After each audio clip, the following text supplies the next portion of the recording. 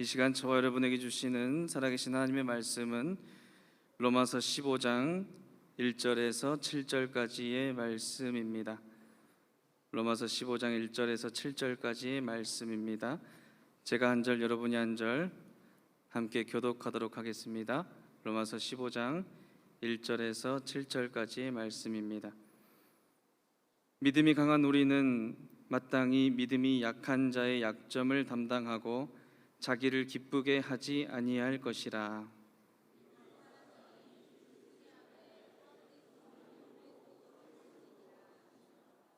그리스도께서도 자기를 기쁘게 하지 아니하셨나니 기록된 바 주를 비방하는 자들의 비방이 내게 미쳤나이다 함과 같으니라.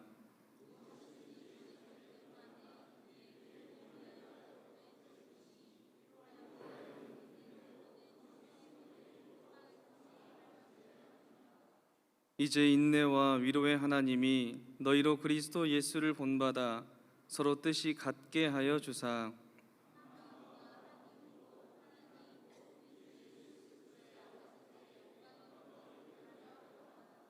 함께 받습니다. 그러므로 그리스도께서 우리를 받아 하나님께 영광을 돌리심과 같이 너희도 서로 받으라. 아멘. 함께 기도하겠습니다. 하나님 아버지, 말씀하여 주시옵소서. 우리가 강단을 통해 선포되는 말씀을 귀로 들으며 마음으로 들으며 눈으로 보게 하여 주시옵소서. 모든 말씀 살아계신 예수님 이름으로 기도드립니다. 아멘. 그리스도인이 이 땅을 살면서 가장 먼저 추구해야 하는 것 중 하나는 그리스도를 본받는 삶을 사는 것입니다. 우리 교회에 처음 왔을 때 가장 눈여겨봤던 문구 중에 하나였습니다. 어디에 이 문구가 새겨진지 아십니까? 교회에 나갈 때 보면 우리 교회에 있는 큰 돌이 있어요. 그 돌 뒤에 그리스도를 본받아라고 이렇게 써 있습니다. 이 그리스도를 본받는 삶을 성경 말씀대로 풀이하면 그리스도를 따르는 삶이라고 말씀할 수가 있습니다. 오늘 본문 말씀 5절에 나오는 그리스도 예수를 본받아 카타 크리스티오 예수라고 써 있는데 그 말씀은 바로 그리스도를 따르는 삶을 말씀합니다. 예수님의 제자들은 주님을 따르는 삶을 살았습니다. 주님이 어떻게 기도하셨는지, 주님이 어떻게 작은 자를 섬기셨는지 따라했습니다. 또 주님이 어떻게 사탄의 유혹을 이기셨는지, 어떻게 주님이 공동체를 사랑하셨는지 기억하며 따라했죠. 제자들은 예수님과 함께 지내며 잘 보고 잘 들으며 배웠습니다.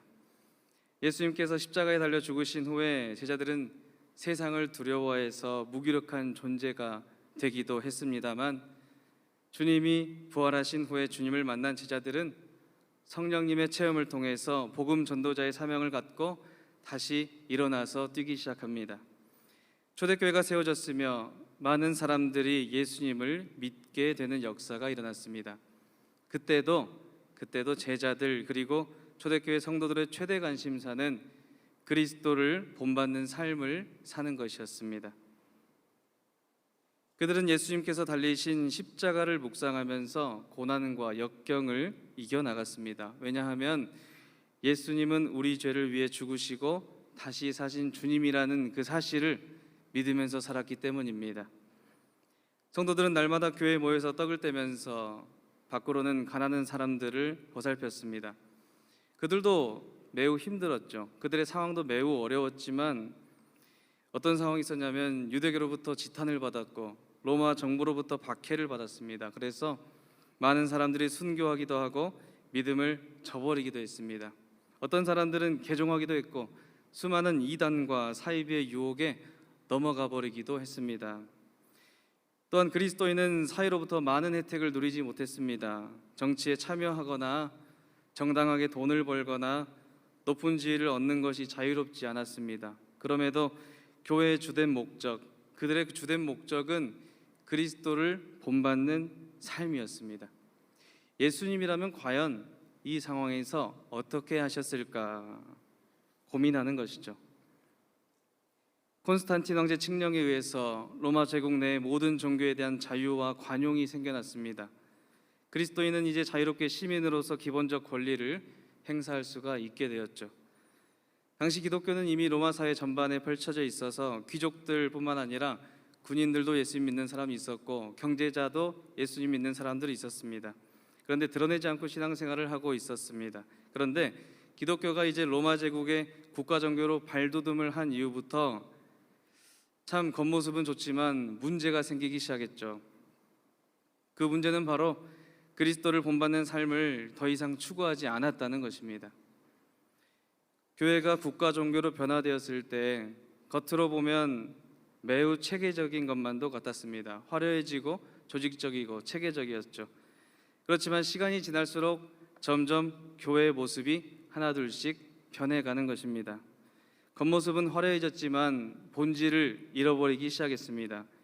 그리스도를 따르는 삶이 점점 희미해져 간 것이죠.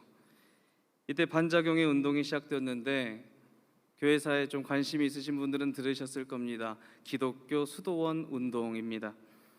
로마 제국의 국가 종교로 바뀌는 기독교 모습을 보면서 그리스도를 본받는 삶의 진짜 목적, 우리가 그리스도를 본받아야겠다라고 추구하는 사람들이 하나둘씩 생기기 시작했고 이 사람들이 제도적 교회에서 떠나게 되었습니다. 그들이 간 곳은 교회가 아니라 깊은 산속 그리고 사막으로 들어갔습니다. 그곳에서 예수님을 본받는 삶, 그리스도를 따르는 삶을 추구하면서 그곳에서 홀로 기거하기도 했습니다. 그리스도를 본받는 삶을 사는 성도들의 수가 점점 많아졌습니다. 그래서 자연스럽게 함께 모여서 거주하는 수도원 공동체가 만들어졌고 수도원 내에서 규율과 규칙이 제정이 되었습니다. 그들이 추구하는 수도원의 이상향은 초대교회였으며 그들이 제정한 규율의 핵심은 바로 그리스도를 본받는 삶이었습니다. 이 세상을 살면서 어떻게 그리스도를 본받아 살 수 있을까라고 여러분들도 많이 생각을 하셨을 겁니다. 그런데 그 생각은 옛날부터 2000년 전부터 고대 교회로부터 오늘날까지 이어져 온 사고 중에 하나입니다. 또한 이 질문은 그리스도인의 정체성에 대한 해답을 말해주기도 합니다. 그리스도인, 크리스티아노스, 이 이름의 뜻은 그 이름에 걸맞게 작은 예수, 예수님의 제자로 살아라라고 말씀하고 있는 것이죠. 우리 주님께서는 하신 사역들이 참 많습니다. 예수님의 사랑도 본받아야 되고요, 예수님의 용서도 본받아야 되고요, 예수님의 이해도, 예수님의 인내도, 예수님께서 참으신 고난도 본받아야 됩니다. 이처럼 그리스도를 본받는 삶의 유형은 아주 다양하죠. 개인이 본받아야 할 부분도 있고 공동체가 본받아야 할 부분도 있습니다. 그래서 오늘 말씀은 바울 사도를 통해서 교회 공동체가 그리스도를 따르는 방법에 대해서 은혜를 나누고자 합니다. 하나님께서 오늘 말씀을 통해 그리스도를 본받는 삶에 대해서 교회 공동체가 지켜나가야 하는 방법, 그 한 가지를 말씀하십니다. 그 방법이 무엇일까요? 우리 함께 해보겠습니다. 예수님처럼 섬기라 하십니다. 아멘. 1절 말씀 함께 읽어보겠습니다. 1절입니다. 믿음이 강한 우리는 마땅히 믿음이 약한 자의 약점을 담당하고 자기를 기쁘게 하지 아니할 것이라. 아멘. 바울 사도는 믿음이 강한 자 그리고 믿음이 연약한 자를 구별합니다. 그렇다면 믿음이 강한 사람과 믿음이 연약한 사람의 차이가 무엇일까요? 여기서 믿음이 강한 자라고 하면 육체적으로 이렇게 힘이 세거나 강한 사람을 말하지 않습니다.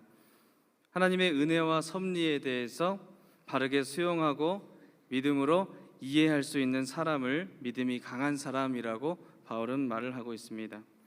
다시 말해서 하나님께서 나를 통해 이뤄가시는 하나님의 섭리를 믿음으로 받아들이는 사람, 하나님께서 교회 공동체를 통해 이뤄가시는 주님의 주권을 인정하고 수용할 줄 아는 사람, 그 사람이 바로 믿음이 강한 사람입니다.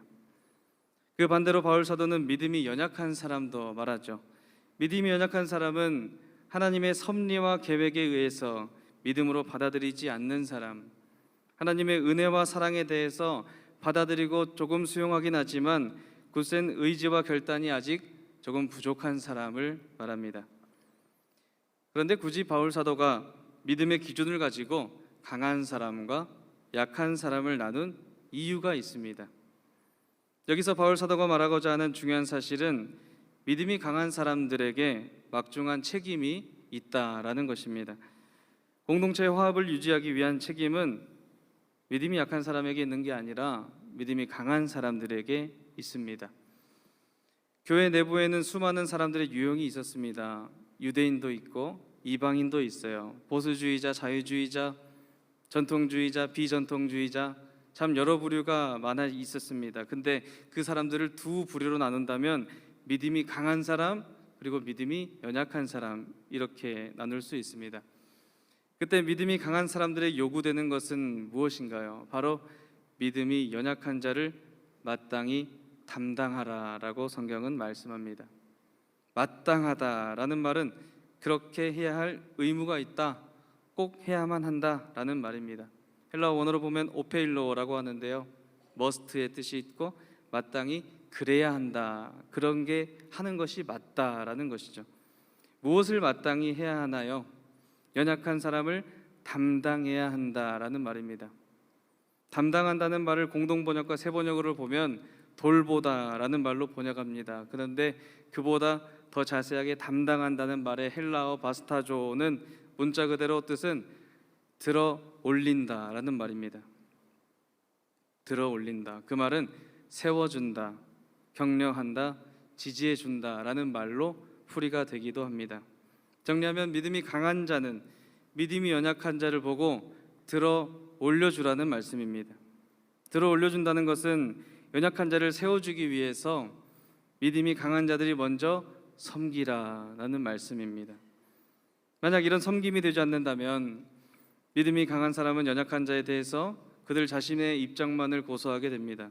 강한 자가 자기 이익을 위해서 힘쓰며 약한 자 앞에서 그들의 강함을 자랑하면 약한 자는 믿음을 저버리게 되는 것이죠. 그렇기 때문에 믿음이 강한 자들이 먼저 섬겨야 한다 말씀합니다. 섬기는 사람은 자기 좋을 대로 행동하지 않습니다. 공동체의 상황보다 자기를 기쁘게 하는 행동들을 하질 않습니다. 왜냐하면 우리 주님께서도 자기를 기쁘게 하는 삶을 산 적이 없기 때문입니다. 3절 상반절은 이렇게 말씀합니다. 그리스도께서도 자기를 기쁘게 하지 아니하셨나니. 아멘. 우리 주님께서는 당신이 좋을 대로 행동하지 않았습니다. 주님은 하나님의 말씀을 이뤄가시는 섬김의 본을 보여주셨습니다. 마가복음 10장 45절에 보면 우리 주님이 이렇게 말씀합니다. 인자가 온 것은 섬김을 받으려 함이 아니라 도리어 섬기려 하고 자기 목숨을 많은 사람의 대속물로 주려 함이니라. 아멘. 예수님께서 보이신 섬김은 십자가로 드러났습니다. 주님은 십자가의 섬김으로 믿음이 연약한 저와 여러분을 들어 올려주셨다는 것입니다. 영원한 죽음에서 영원한 생명으로 들어 올려주셨다는 말씀입니다. 그렇게 주님은 피 한 방울, 물 한 방울마저 저와 여러분을 섬기기 위해서 오셨고, 섬기기 위해서 사셨고, 섬기다가 죽으셨고, 섬기기 위해 부활하셨음을 믿습니다. 사랑하는 성도 여러분, 우리는 십자가의 사랑을 기억하고 주님께 섬김을 받은 그리스도인입니다. 그렇다면 우리도 섬기는 삶을 살아야 할 줄로 믿습니다. 그렇다면 그 반대로 그리스도의 종이 되지 않으며 섬기기를 하지 않는다면 어떤 삶을 살게 될까요? 그리스도를 따랐지만 낮아지기를 거부하고 스스로 높아지고자 했던 그리스도의 제자가 한 명 있습니다. 누군지 아십니까? 가롯 유다입니다. 베드로는 이렇게 말하죠. 주님은 그리스도십니다. 살아계신 하나님의 아들입니다. 이렇게 고백했죠. 도마는 나의 주님, 나의 하나님이십니다 라고 고백합니다. 제자들이 통상 예수님을 부를 때는 주님, 주여, 큐리오스라고 부르는데요, 이 가룟 유다는 예수님을 단 한 번도 큐리오스, 주님으로 부른 적이 없습니다. 그런 예수님에게 최고의 존칭이면 랍비여라고 부릅니다. 랍비여. 랍비는 위대한 스승을 말하기 때문에 존경의 표현이 있습니다. 그런데 특히 마태복음에서 보면 예수님을 적대하는 바리새인과 서기관들이 랍비여라고 부릅니다.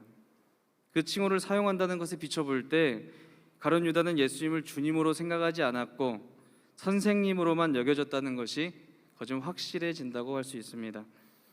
주님과 선생님은 다릅니다. 주님이라고 고백하는 것은 내가 당신의 종이 되어서 내가 당신의 말에 순종하겠습니다라는 의미가 있죠. 그러나 선생님은 종이 되지 않습니다. 가르침은 받아들일 수 있습니다. 그렇지만 당신에게 순종하는 것과는 거리가 멉니다. 예수님을 주님으로 고백한 제자들은 주님의 명령에 순종하려 노력했습니다. 섬김의 도를 따라서 남을 섬기기를 원했습니다. 그렇게 그리스도를 본받는 삶을 살아갑니다. 그런데 예수님을 주님으로 인정하지 않는 사람, 좋은 가르침을 주시는 선생님으로만 받아들이는 사람은 주님의 말씀에 순종하지 않습니다. 주님이 보이신 섬김의 본을 알긴 하지만 실천하지를 않는 것입니다. 가룟 유다는 예수님이 말씀하신 섬김을 실천하지 않았습니다. 대제사장들에게 예수님을 어떻게 팔아넘길까 이 생각만 하고 있는 것이고 그에게 예수님은 그저 은 30냥짜리 사람이었던 것이죠. 그는 예수님을 본받는 삶을 살지 않았습니다. 주님이 보이신 섬김은 가룟 유다에게 하나도 중요하지가 않았다는 것입니다. 예수님은 사랑으로 서로를 섬기라 했지만 가룟 유다는 섬기기를 거부합니다. 결국 그는 복음서 처음에 기록되는 가룟 유다의 모습은 예수를 판 자라고 기록되고요. 복음서 마지막에는 비참하게 생을 마감한 사람으로 그렇게 성경은 기록하고 있습니다. 가룟 유다의 예는 오늘날 그리스도인들에게 한 가지 확실한 사실을 말씀합니다. 그리스도를 주님으로 모시지 않고 섬김에서 점점 멀어지는 삶을 우리가 살지 않아야 한다라는 사실입니다. 그렇기 때문에 우리는 그리스도를 본받는 삶을 살아야 할 줄로 믿습니다. 죽기까지 낮아지시고 십자가에 달리시기 위해서 저와 여러분을 섬기러 오신 우리 예수님을, 그 섬기러 오신 주님의 섬김을 따라 사는 저와 여러분 되기를 주님의 이름으로 소망합니다. 예수님께서 보여주신 섬김을 우리 삶에 모두 적용하는 것은 쉽지가 않죠. 그러나 주님께서 섬김의 도를 보여주신 것을 진심으로 체험하고 알게 된 성도라면 믿음이 연약한 사람 섬기기를 거부해서는 안 된다는 것입니다. 그리스도의 몸된 교회가 할 수 없습니다, 나는 섬길 수 없습니다 라고 말해야 하는 순간이 있다면 바로 사탄의 권세를 거부할 때뿐인 줄로 믿습니다. 나는 너를 섬길 수 없다, 나는 너와 함께 할 수 없다 라고 말할 때는 사탄에게만 허용되는 것이죠. 그런데 대상이 사탄이 아니고 저 성도를 나는 섬길 수 없다라고 생각하면서 그렇게 말하는 것은 주님의 섬김을 거부하는 것입니다. 십자가에 달린 예수님을 깊이 묵상해 보십시오.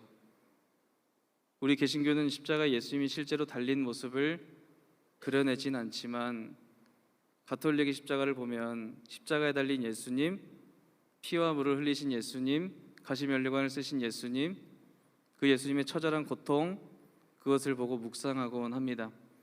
부활하신 예수님을 우리가 기억하는 것 중요합니다. 그렇지만 우리를 위해서 고난당하시고 피 흘리시고 못 박히신 예수 그리스도의 섬김을 우리가 기억하기 위해서는 주님의 십자가를 바라보면서 주님, 나도 주님처럼 섬기길 원합니다.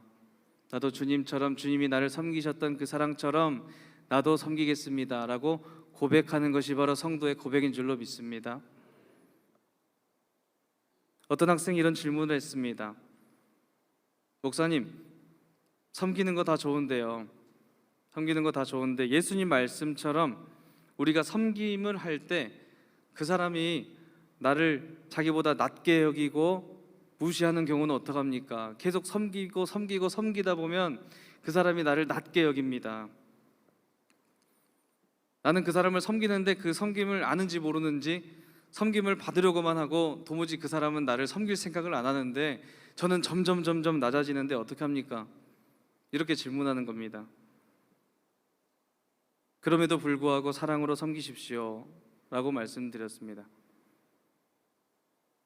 왜냐하면 힘든 일이지만 예수님께서 우리를 위해서 하늘 보좌를 버리고 낮아지심이 더 크기 때문이었습니다. 예수님께서 하늘 보좌를 버리시고 우리를 위해서 십자가에 못 박히신 것이 더 크기 때문이었습니다. 하나님께서는 오늘 말씀을 통해서 그리스도를 본받는 삶을 섬김으로 나타내라 라고 말씀합니다. 로마서 14장 18절은 이렇게 말씀합니다. 그리스도를 섬기는 자는 하나님을 기쁘시게 하며 사람에게도 칭찬을 받느니라. 이렇게 축복의 말씀을 합니다. 그리스도를 섬기는 사람, 다시 말해서 그리스도의 종이 되는 성도는 그리스도를 본받는 삶을 삽니다. 그가 받을 축복은 하나님께서 기뻐하시는 것, 그리고 사람들에게 칭찬을 받게 된다고 성경은 말씀하고 있습니다. 위대한 영성가 캠펜의 토마스가 쓴 그리스도를 본받아 이미타티오 크리스티라는 저서가 있는데 그 중에 섬김과 관련된 한 대목을 소개해 드립니다. 우리는 다른 사람이 완전하게 되기는 바라면서도 우리 자신의 잘못이나 결점을 고치려 하지는 않는다. 만일 모든 사람이 완전하다면 우리가 하나님을 위하여 우리 이웃 사람의 실수에 대하여 관대해야 할 필요가 어디에 있겠는가? 이 세상에 어느 누구도 잘못이 없는 사람은 없으며 짐 없는 사람 없으며 스스로 만족스러울 만큼 현명한 사람도 없다. 그러므로 우리는 각자 다른 사람의 짐을 서로 져주고 그들을 위로해주고 그들을 부축해주고 사랑으로 그들을 대하는 것이 마땅하다. 역경이 닥칠 때에야 비로소 누가 가장 신앙심이 깊은지가 드러나는 법이다. 환경은 인간을 연약하게 만드는 것이 아니라 인간의 진짜 모습을 적나라하게 드러내준다. 캠펜의 토마스는 예수님을 따르는 삶, 예수님을 본받는 삶을 살기 위해서 그가 스스로 묵상하고 예수님과 함께 기도했던 내용들을 글로 적어내려 갔습니다. 섬기기가 점점 힘들어지는 이유는 내가 그 사람보다 높다고 생각했기 때문입니다. 내가 더 이상 섬기지 못하겠다는 생각이 들 때, 역경이 닥친 때, 도저히 섬길 수 없을 때, 그때가 바로 섬길 때인 줄로 믿습니다. 그리스도를 본받아 내가 먼저 섬김을 실천해 보십시오. 캠펜의 토마스가 묵상한 것처럼 우리는 각자 다른 사람의 짐을 서로 져주고 그들을 위로해주고 그들을 부축해주고 사랑으로 그들을 대하며 섬겨야 하는 것이 마땅한 줄로 믿습니다. 로마서 15장 1절에서 7절은 교회 공동체를 아름답게 구성하는 방법들이 참 많이 있어요. 그렇지만 본문을 묵상하는 내내 하나님께서는 1절 말씀 그 다음으로 넘어가지 않게 하시는 것을 느꼈는데요. 섬기기를 먼저 하라라고 말씀하시는 것만도 같았습니다. 지금 우리 공동체는 서로 섬겨야 하는 과정이 필요한 때라고 그렇게 말씀하신 것만도 같았습니다. 예수님께서 우리를 섬기신 것처럼 우리도 서로 섬기기를 원합니다. 오늘 하나님께서는 그리스도를 본받는 삶에 대해서 말씀하십니다. 특별히 교회 공동체에서 서로 지켜나가야 할 방법은 섬김의 삶이라 말씀합니다. 믿음이 강한 자들은 믿음이 연약한 자를 섬기라 하십니다. 서로의 흠을 바라보는 것이 아니라 서로 올려주고 바스타조 하면서 격려하고 세워주며 그리스도를 따르는 삶을 살라고 말씀합니다. 그렇게 그리스도를 섬기는 자가 될 때 하나님께서 기뻐하시는 자가 될 줄 믿습니다. 하나님께서 기뻐하시는 자들 뿐만 아니라 세상 사람들에게도 칭찬을 받는 사람 될 줄 소망합니다. 섬김으로 그리스도를 따르는 삶을 살기를 다짐하는 성도 여러분, 이 결단을 가진다면 함께 본문 5절에서 7절 말씀까지 말씀을 한 목소리로 우리가 받아서 읽어보겠습니다. 이제 인내와 위로의 하나님이 너희로 그리스도 예수를 본받아 서로 뜻이 같게 하여 주사 한 마음과 한 입으로 하나님 곧 우리 주 예수 그리스도의 아버지께 영광을 돌리게 하려 하노라. 그러므로 그리스도께서 우리를 받아 하나님께 영광을 돌리심과 같이 너희도 서로 받으라. 아멘. 이것이 아름다운 공동체의 섬김이며 그리스도를 본받는 삶인 줄로 믿습니다. 우리 광주 성안교회가 정말로 하나님께서 기뻐하시는 교회 되기를 소망합니다. 또한 이 지역 사회에서 정말 칭찬받는 교회 되기를 소망합니다. 우리 모두 주께서 보이신 섬김의 모습을 따라서 내가 먼저 섬기는 사람 되고 내가 먼저 주님을 본받는 사람 되기를 주님의 이름으로 간절히 축원합니다.